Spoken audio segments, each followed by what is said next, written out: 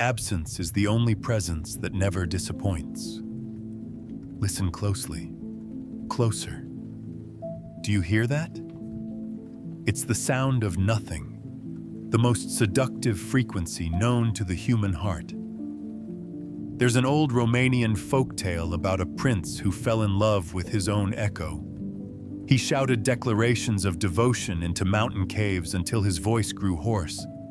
And when the echo finally stopped returning his calls, he realized he'd been in love with the silence between the words all along. The villagers found him years later, still sitting at the cave's mouth, having learned to speak in the language of gaps. You see, we've been lied to about love's architecture. They told us it was built from presence, from showing up, from being there, from the relentless availability of modern connection, where every thought can be texted, every moment documented, every silence filled with the anxious ping of read receipts. But here's what they didn't tell you in those fluorescent-lit therapy sessions or those motivational podcasts you play at 2x speed while jogging nowhere on a treadmill. Love doesn't live in the spaces we fill. It breeds in the voids we leave behind. Picture this. A man sits in a dimly lit apartment, the kind where the wallpaper peels like sunburned skin and the radiator coughs tuberculosis into the winter air. He's holding his phone, thumb hovering over her name. He's typed 17 different messages, each one deleted before the cursor could blink twice. The candle on his desk, vanilla and regret, flickers against a wine glass that's been empty for an hour, but still pressed to his lips like a prayer to forgotten gods. And in this moment of not sending, not reaching, not grasping, he becomes infinite. Schopenhauer understood this, sprawled in his Frankfurt study, surrounded by poodles and pessimism. He wrote that desire was suffering, and suffering was the only honest currency of existence. But what he discovered in his later years, what he whispered to his reflection in wine-dark moments, was that deliberate absence was the only revolution against desire's tyranny. When you remove yourself from the equation, you become the equation itself. A 2024 study from the University of Copenhagen, those beautiful bicycle-riding empiricists, found that in romantic relationships, strategic withdrawal increased perceived value by 73%. They called it scarcity-induced idealization, but I call it the art of becoming a ghost that haunts in daylight. The researchers were puzzled by one finding. The subjects who were absent didn't just become more desired, they became mythologized, transformed into something beyond their mundane Tuesday afternoon selves. Here's the grotesque beauty of it. Every time you don't call, you become every call she's ever waited for. Every time you don't appear, you become every shadow in her peripheral vision. You transform from a man into a methodology, from flesh into philosophy. Like those medieval monks who believed God was best worshipped through absence. The via negativa, they called it, approaching the divine by acknowledging what it is not. You become sacred through your very invisibility. But let me tell you something they won't print in psychology journals, something that tastes like copper pennies and childhood fears. This power comes with a price that compounds interest in the dark corners of your chest. You'll find yourself at 3 a.m., listening to the refrigerator's death rattle, wondering if you've become so good at absence that you've absented yourself from your own life. You'll catch glimpses of yourself in shop windows and not recognize the stranger wearing your face. There's an Indonesian myth about a man who learned to disappear so completely that even mirrors forgot him. He could walk through crowded markets unseen, slip through lovers' bedrooms unnoticed. But one night, he tried to return to visibility and found he'd forgotten how. The myth ends with him still wandering, visible only in the corner of eyes during solar eclipses, teaching us that absence, like certain poisons, builds immunity to its own antidote. And here's where it gets delicious. where the paradox starts eating its own tail, like that ancient Ouroboros carved into Egyptian tombs. The moment she starts thinking about you every night, constructing elaborate fantasies from the scaffolding of your absence, you'll feel it. You'll feel it in the way coffee tastes sharper, the way shadows fall different, the way silence stops being empty and starts being full. You'll know you've succeeded when your absence becomes more present than other men's presence. Tell me something, and be honest. Though honesty is just another form of self-deception we've agreed to call virtue, when was the last time someone's absence made you more aware of your own heartbeat? When did someone's not being there feel more real than the person sitting across from you at dinner, chewing their salad with the mechanical precision of the terminally bored?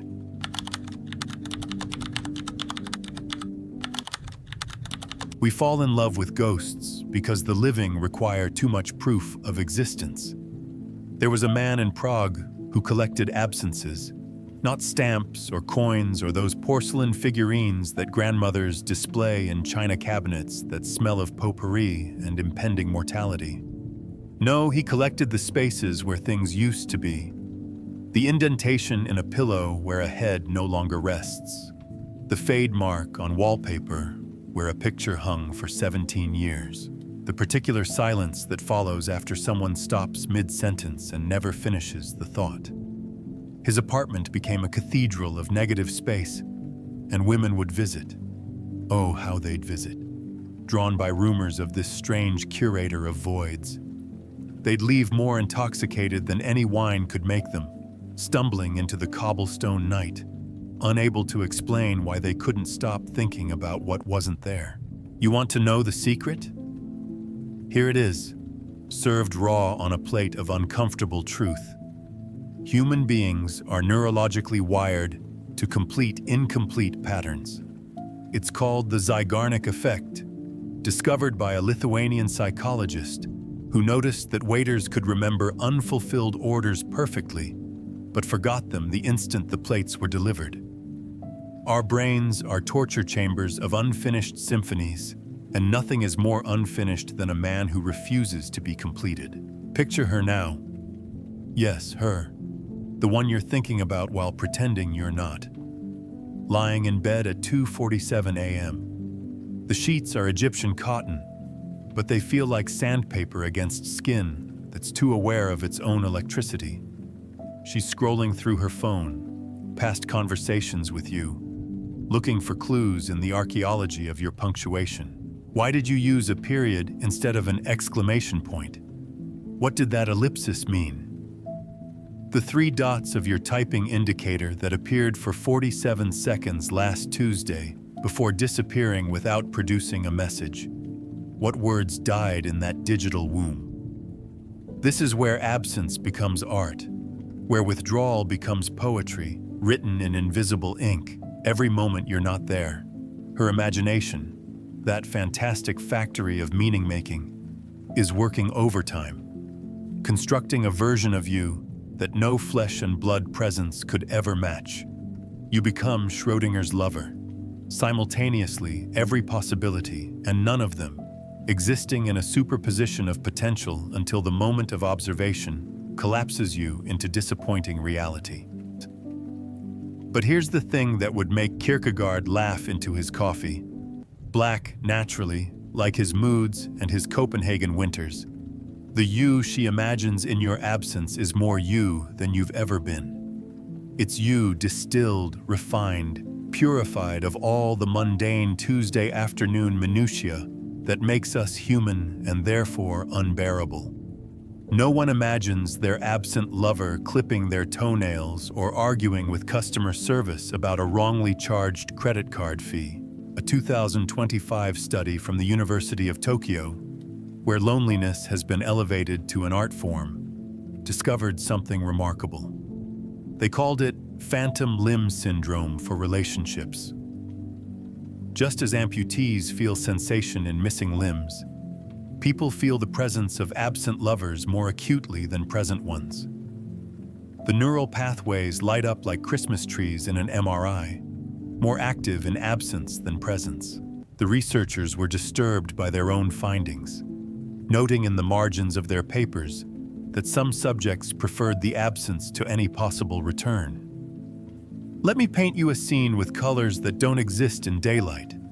She's at a party, surrounded by available men who laugh at her jokes and offer to refresh her drink. One of them looks a little like you if you squint and have had 3 martinis.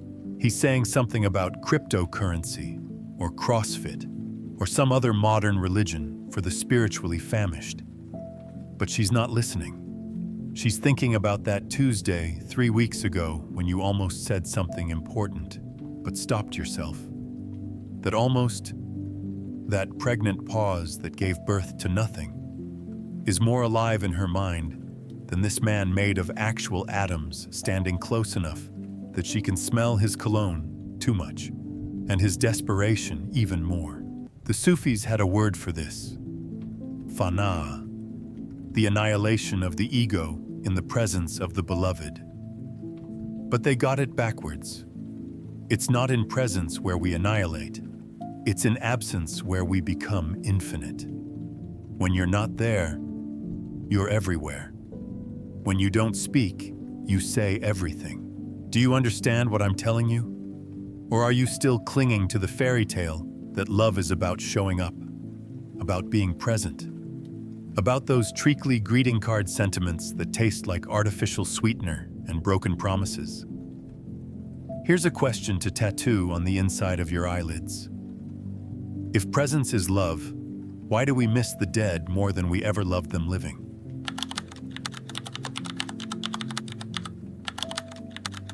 The most fertile soil is the one that refuses every seed. In Kyoto, there's a garden made entirely of rocks and raked gravel. 15 stones arranged so that from any viewing angle, you can only see 14. The 15th stone, the hidden one, the absent one, is the only one visitors remember. They return home to Birmingham or Berlin or Buenos Aires, and when asked about their trip, they don't speak of the temples or the cherry blossoms that fell like pink snow on their shoulders. They speak of the stone they couldn't see, the one that wasn't there, the one that existed only in its absence. This is what you must become, the 15th stone. But first, let me tell you about Marcus. Marcus was the kind of man who responded to every text within 30 seconds, who posted relationship updates with the dedication of a war correspondent, who said, "I love you," the way other people say, "pass the salt." His girlfriend's friends called him perfect. Her mother approved. Her therapist had nothing to work with. And after 7 months, she left him for a bassist, who responded to texts maybe once a week, maybe never. Who knows? The bassist's absence had more gravity than Marcus's presence ever could. You see, Marcus made the fatal error of being entirely knowable, completely available, utterly there. He was a solved equation, a finished crossword, a mystery novel with the last page torn out and taped to the cover. Where was the space for dreams to grow? Where was the darkness for imagination to flourish like those phosphorescent mushrooms that only bloom in caves where sunlight is a forgotten myth? Nietzsche, mad and mustachioed, understood this when he wrote about the will to power. But everyone misunderstands him. They think it's about domination, about strength, about some testosterone-poisoned fantasy of conquest. No, it's about the power to not be, to refuse the tyranny of presence, to exercise the ultimate freedom, the freedom to withhold yourself. Here's something that will crawl under your skin and nest there. A 2024 longitudinal study from the Sorbonne followed 500 couples for 3 years. The couples where one partner maintained what researchers called calibrated unavailability reported 82% higher levels of sustained attraction. But here's the part that made the researchers uncomfortable, the finding they buried in footnote 47 on page 394.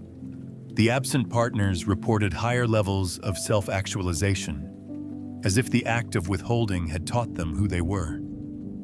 Listen to how silence sounds at 4 a.m. when you're the only one awake in a city of 3 million sleepers. That's the sound of power. Not the power to hurt or heal, but the power to haunt. And haunting, my dear reader, is the only honest form of love left in a world where everything else has been commodified, hashtagged, and filtered through Valencia or Ludwig or whatever new ways we've invented to lie about the color of our lives. But I need to warn you about something, and this warning comes wrapped in velvet and thorns. The garden where nothing grows can become your home, and homes, as we know, become prisons with better decorating. You'll find yourself at dinner parties, physically present, but existentially absent, watching conversations happen around you like you're behind museum glass. You'll perfect the art of being there without being there, until even you're not sure if you exist or if you're just a rumor you've been spreading about yourself. There's a Japanese term, ma, that refers to negative space, the pause between notes that makes music possible, the emptiness between objects that gives them form. This is what you're cultivating, not absence as lack, but absence as presence's most sophisticated form. You're becoming the pause that makes her heartbeat audible, the silence that makes her thoughts scream. She'll start seeing you in empty coffee shops, in the pause between thunder and lightning, in the space between breathing in and breathing out. Her friends will tell her she's obsessed. Her therapist will double their sessions. And late at night, when the city sleeps and the refrigerator hums its electronic lullaby, she'll realize that you've colonized her consciousness more completely than any presence ever could. But here's the delicious paradox, the joke that makes the gods laugh until their sides ache. The moment you perfect absence, you'll crave presence with the desperation of a drowning man craving air. You'll want to break your own rules, to show up at her door with flowers and apologies and all those romantic comedy gestures that taste like sugar and rot like teeth. And in that moment of wanting, you'll understand the true power of absence. It's not about her at all. It's about becoming addicted to your own withholding, to the exquisite agony of not reaching for what you want. Can you handle that? Can you bear to be the ghost at your own feast, the shadow in your own story? Or will you break, like they all break, rushing back into presence like a child running from the dark?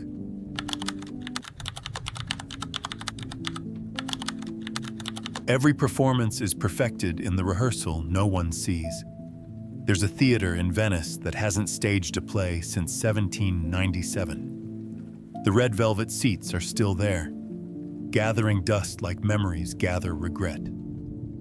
The stage waits in permanent intermission. But every night, locals swear they hear applause echoing from within, not for what's performed, but for what refuses to begin. The theater's power lies not in its shows, but in its eternal potential to show. This is what you must understand about absence. It's not passive. It's the most active choice you'll ever make, requiring more energy than presence ever could.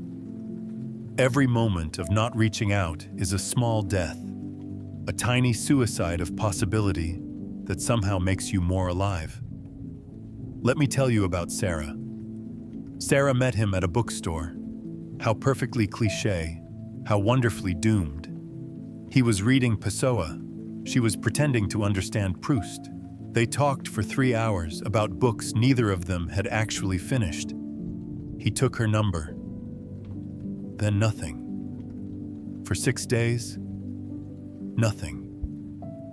On the 7th day, just when she'd constructed an entire mythology around his absence, car accident, sudden marriage, witness protection program, he sent a single word, Thursday.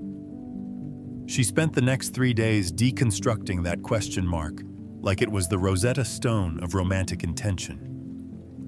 Her group chat became a symposium of textual analysis, That question mark consumed more of her consciousness than her actual job, her actual life, her actual breathing. Thursday came.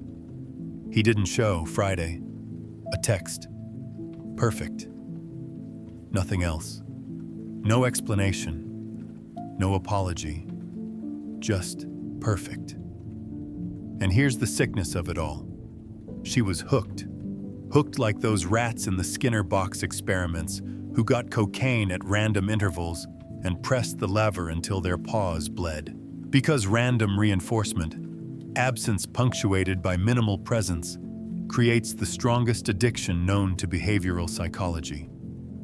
A 2025 study from Harvard, published in the Journal of Modern Romance, yes, that's a real thing now, we've academicized loneliness, found that intermittent reinforcement in romantic contexts activated the same neural pathways as gambling addiction. The brain, that 3-pound prophet of patterns, cannot resist trying to solve the unsolvable rhythm of absence and presence.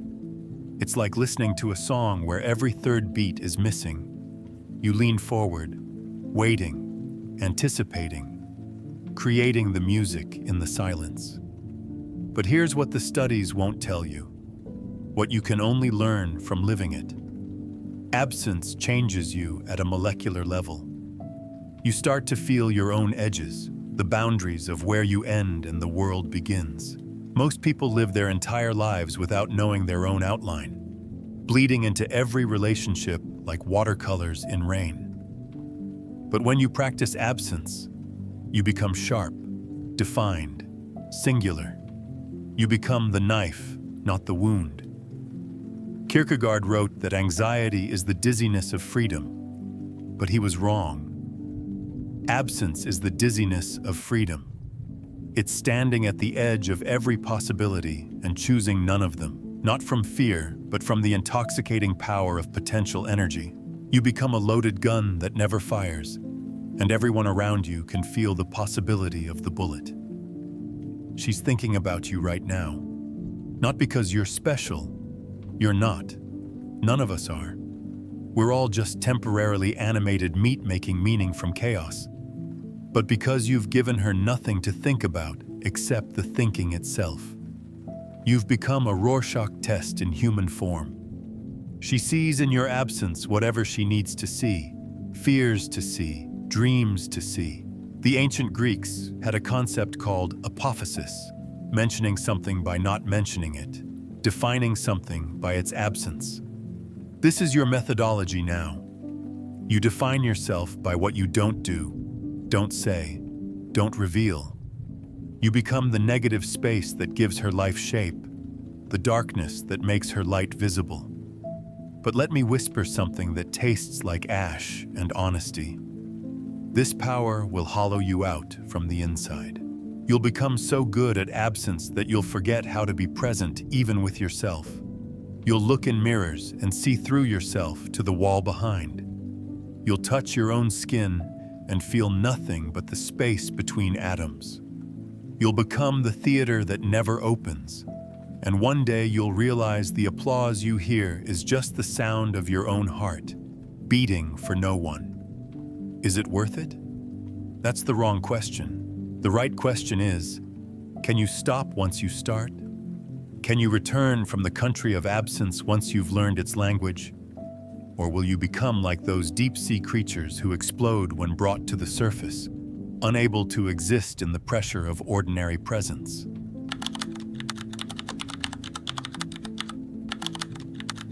The man who holds nothing cannot have anything taken from him. This is where I'm supposed to tie it all together with a bow made of wisdom and hope.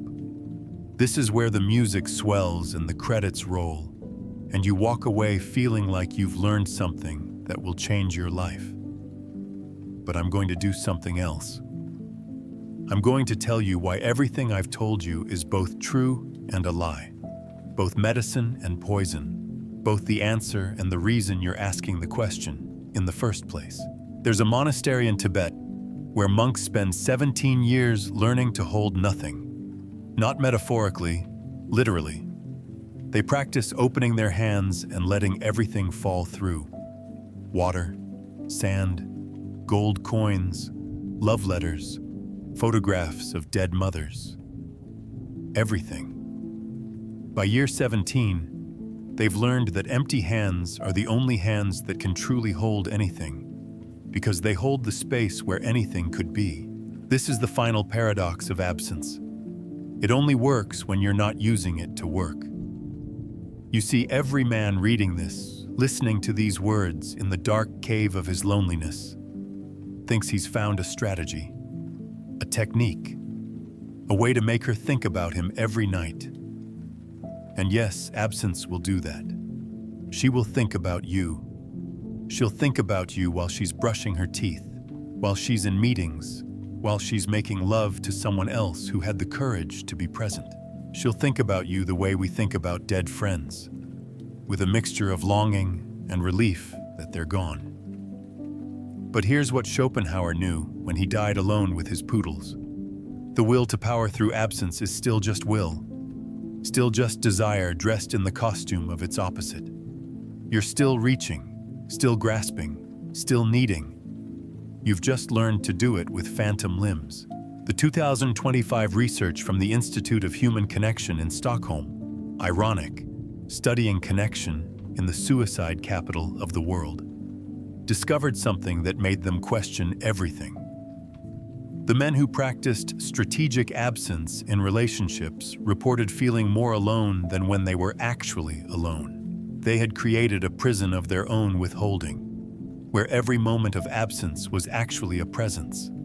The presence of effort, of calculation, of the exhausting performance of not performing. Let me tell you how this ends, because all stories end the same way, with silence. You'll perfect the art of absence until you become absence itself. She'll think about you every night until she doesn't. One day, she'll wake up and realize that the space you occupied in her mind has healed over like a piercing that's been left empty too long. And you? You'll be sitting in a room somewhere, holding your phone, having forgotten how to reach out, even if you wanted to. But wait, there's something else. Something I haven't told you. Something that crawls out from under the philosophy and psychology and bitter poetry. Sometimes, not often, but sometimes, absence isn't about power or control or making her think about you. Sometimes it's about something much simpler and much more terrifying. Saving yourself. Sometimes you withdraw not to be missed, but to miss yourself. To remember who you were before you became a series of responses to someone else's needs. Sometimes absence is the only honest thing left in a world that demands constant performance, constant availability, constant proof that you exist. There's a man in Montreal who disappeared for 3 months. No explanation, no forwarding address. When he came back, his girlfriend asked him where he'd been. He said, "I went to find out if I existed when no one was watching." She asked what he discovered. He said, "I discovered that I do, but differently, like how water exists differently as ice." This is the secret that no YouTube video will tell you, that no dating coach will admit, that no amount of ancient wisdom or modern research will reveal. The power of absence only works when you're willing to lose everything, including the person you're trying to make think about you. It only works when you're not doing it for her or to her, but for the simple, terrible, necessary act of being alone with yourself and not running from what you find there. So here's my question for you, the one that will follow you into your dreams tonight. Are you practicing absence to be powerful? Or are you practicing absence because presence has become a lie you're tired of telling? Are you withdrawing to be missed? Or are you withdrawing because you've finally realized that the person who needs to miss you most is yourself? The man who holds nothing cannot have anything taken from him. But more importantly, and this is the part that will keep you awake tonight, the man who holds nothing finally has room to hold himself.